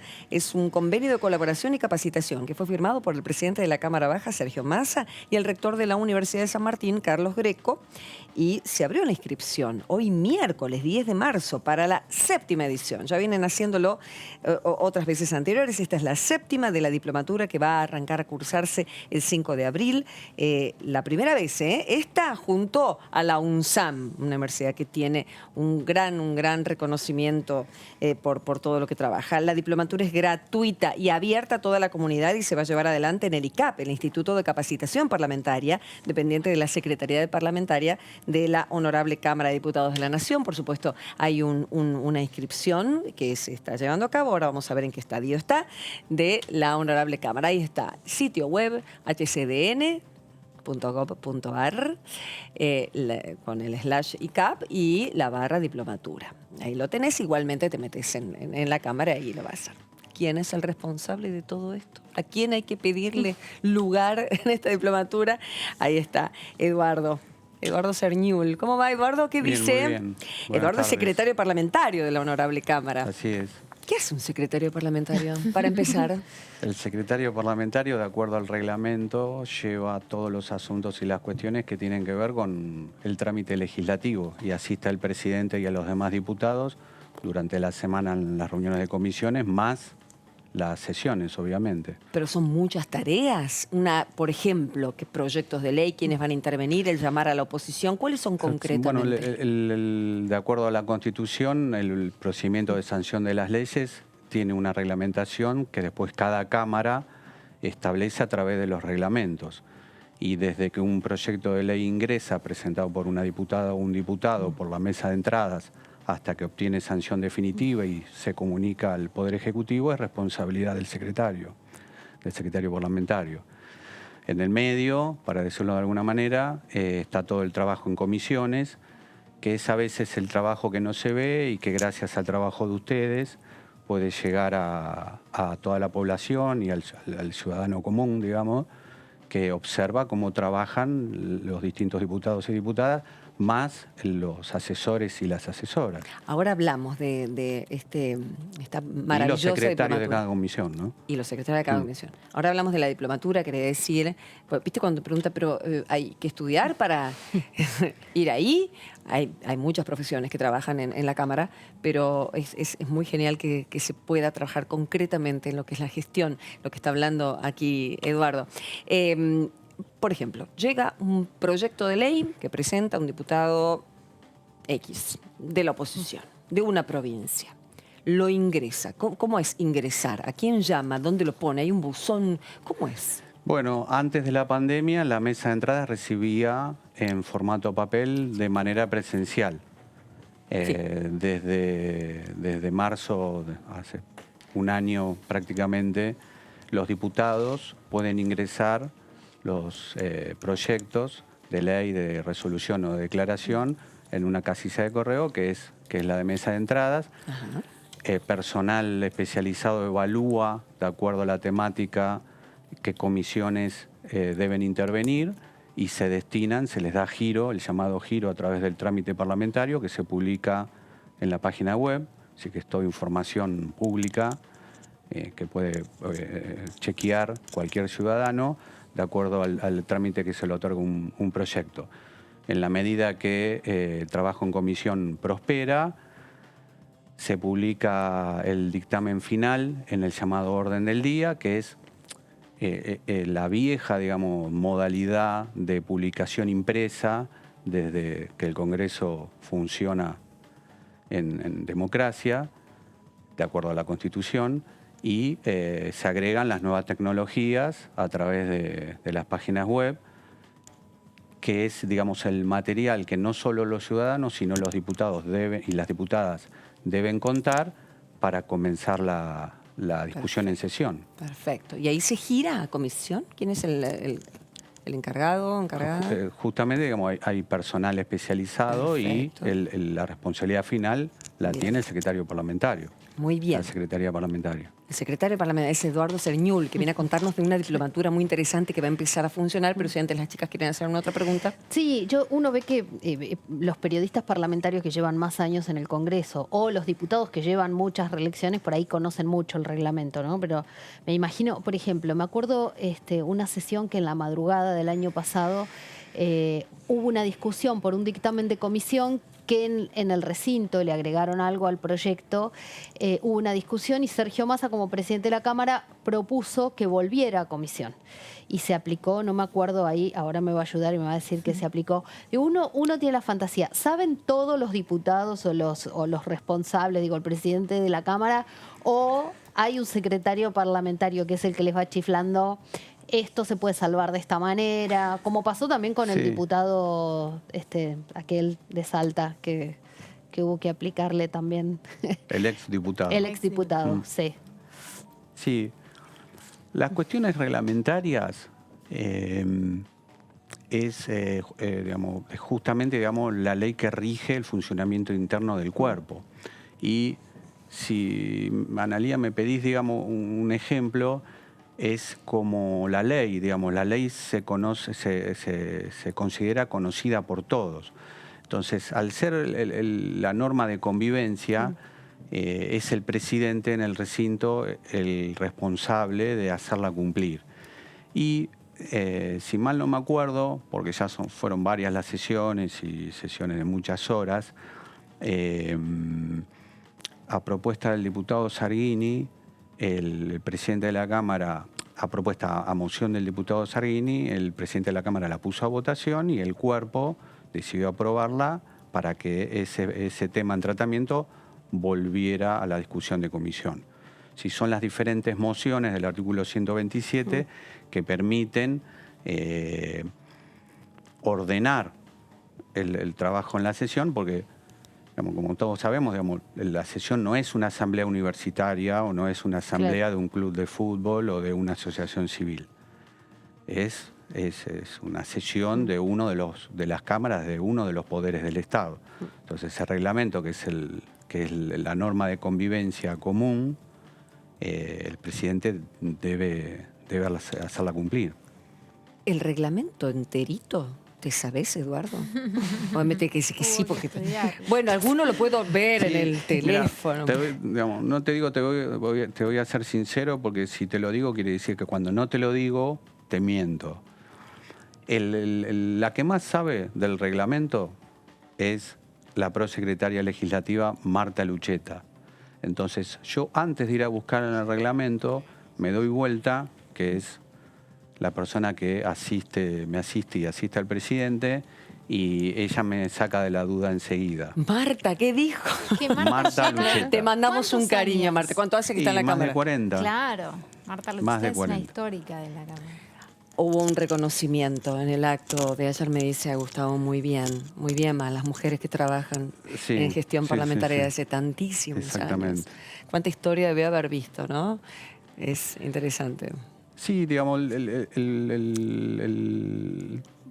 a veces hace falta poner en valor el trabajo del personal de carrera, porque todos sabemos, que el trabajador del Estado hace un esfuerzo notable en el día a día, a veces, en condiciones no tan favorables, y es ese trabajo silencioso que está a disposición de los principales actores.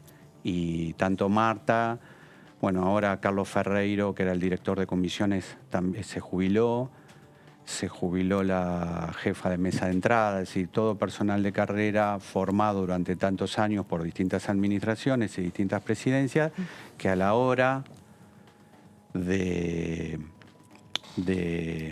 asistir y de poner en práctica el trabajo profesional, lo hace 100% comprometido con su función. Bien. Y van enseñándole y Marta a es una de esas personas. ¿Cómo? Van heredando el saber porque... Sí. Hay mucho personal de carrera formado y capacitado que, se trata un poco el tema de la diplomatura. El despacho alguna que otra vez cuando queríamos saber si el Ejecutivo había mandado o no un proyecto. Marta llegó, a veces preguntábamos a ver si golpeábamos, tratando de buscar cuando estábamos, ¿no?, en los periodistas parlamentarios, a veces en los pasillos esperando novedades. O sea que también atiende a la prensa. No, es una fuente de consulta, es una fuente de consulta permanente, sí, para el periodista especializado, para el legislador, para el compañero de trabajo. Salvo que hagamos la diplomatura por ahí. Bueno, a eso iba. ¿Por qué hablamos de todo esto? Que es el trabajo del hombre aquí. Muy amablemente nos vino a visitar. Porque justamente se trata de que todas estas cuestiones se pueden aprender, ni más ni menos, ¿no? Y lo que es políticas públicas. ¿En qué consta esta diplomatura, Eduardo? Bueno, el Instituto de Capacitación Parlamentaria que dirige el licenciado Carlos Lazzarini. Cuando asumimos en diciembre, evaluamos la diplomatura que se venía cumpliendo todos estos años, porque como vos bien decís, hace 7 años que se viene desarrollando. Y justo viene la pandemia y en ese momento nos sentamos a discutir y a charlar porque digamos, en los equipos de Sergio todo se discute, se charla, y una vez que se toma la decisión, le damos todos para adelante, cómo reformularla para no seguir haciendo lo mismo y teniendo en cuenta, digamos, las dificultades de salud pública que es de público y notorio, que, digamos, que todos conocemos. Y nos pusimos a conversar con los profesionales de la Universidad Nacional de San Martín, con el doctor Greco, y incorporamos a lo que ya se venía haciendo personal docente de la universidad, con el objetivo de capacitar, actualizar y formar parte de la diplomatura. La otra parte que pone la Cámara es el personal docente propio, que muchos son justamente personal de carrera que pueden aportar no solo desde la teoría, sino desde la práctica, que es muy importante ante la dificultad cotidianas que se van presentando. Y, por ejemplo, ¿qué materias uno tiene que pasar, que cursar? Pero son 8 módulos con clases que van a ser virtuales en el campus del instituto, del ICAP, junto con la UNSAM, y son materias que hacen al trabajo propiamente legislativo, técnica legislativa, derecho constitucional, comparado, reglamento, pero en una vuelta de tuerca, de acuerdo a estas discusiones que te vengo comentando, el tema de las políticas públicas es hacer leyes para qué, digamos, con qué objetivo. Entonces hay distintos seminarios junto con la cursada sobre paridad y género, sobre políticas sociales, políticas de salud, sobre educación, es decir, cómo se aplica el conocimiento técnico, legislativo, constitucional a resolver los problemas concretos del día a día.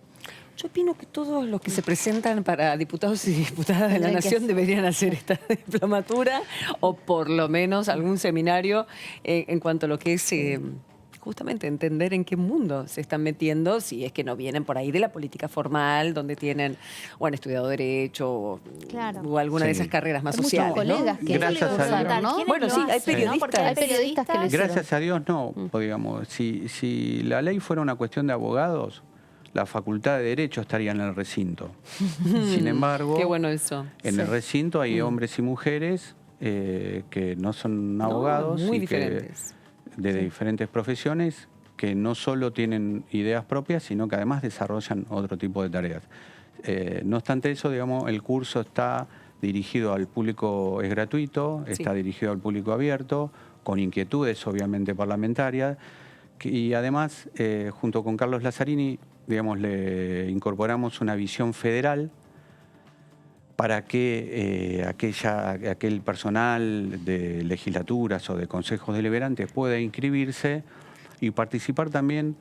Esto le pusimos especial hincapié en un intercambio de ideas, porque, digamos, obviamente la Cámara de Diputados es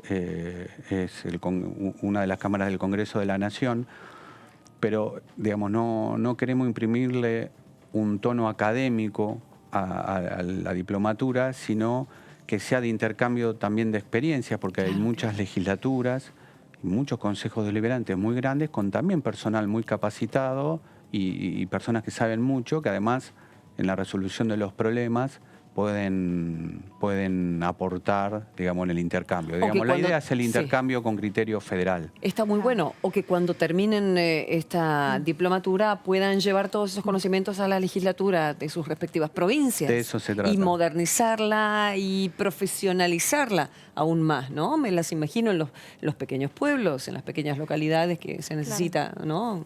Yo estoy mandando fotito a mi pueblo, ¿eh? Ah, muy bien, muy bien. Siendo para que se virtual anoten. es más fácil que digo, que ahora participen de distintas partes, porque antes se cursaba, ¿no? Presencialmente en la ICAP. Parte cursada y parte virtual. Ahora le vamos a imprimir capacidad al campus, porque hay toda una cuestión técnica también. Claro. Y justamente antes de venir chequeé cuántos inscriptos ya había, y ya hay más de 500 inscriptos. Y estamos, como arranca el 5 de abril, estamos evaluando porque tiene una capacidad, obviamente, de docentes y de cantidad Es un de año, inscriptos. ¿no? Un poco más de un año. 8 meses. 8 meses. ¿Y cuánto se cursa o cómo se cursa? ¿Hay un número de horas por semana? Son una carga horaria a la mañana y otra carga horaria a la tarde, según la inscripción de cada persona en función de sus tareas. Entonces serían como 2 cursos. En 2 turnos. 2 turnos, claro. Ahora, si hay muchos inscriptos, ¿hay alguna forma de selección, digamos, usted decía recién, que se va que es para aquellos que tengan un interés parlamentario, ¿no? Porque por ahí, digo, puede pasar quien diga, bueno, me anoto por anotarme y si se ocupa un cupo o no.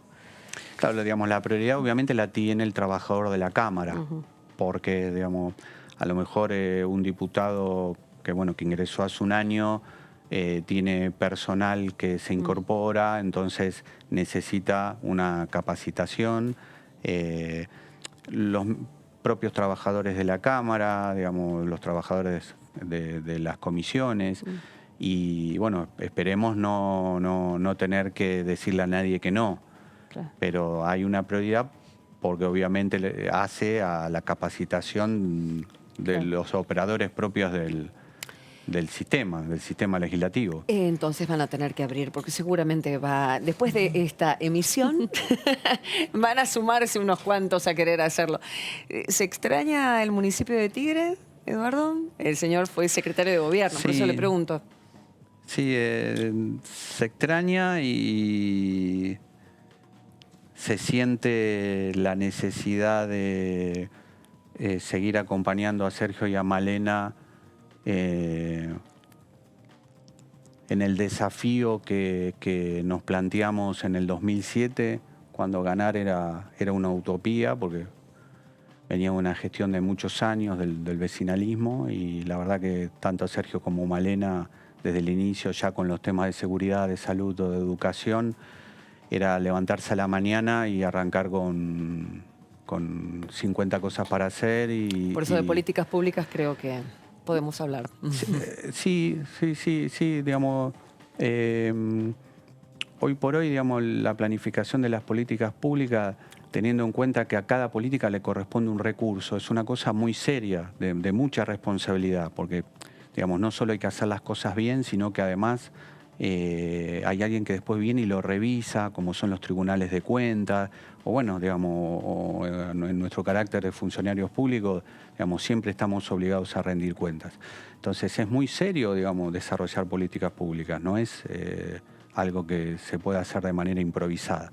Los presupuestos son anuales, hay cuestiones que son plurianuales, y un municipio hoy por hoy es una organización compleja, grande o chico, no importa la cantidad de población, porque han crecido mucho en la cantidad de servicios que prestan. Claro. Es decir, antes el municipio era alumbrado, barrido y limpieza.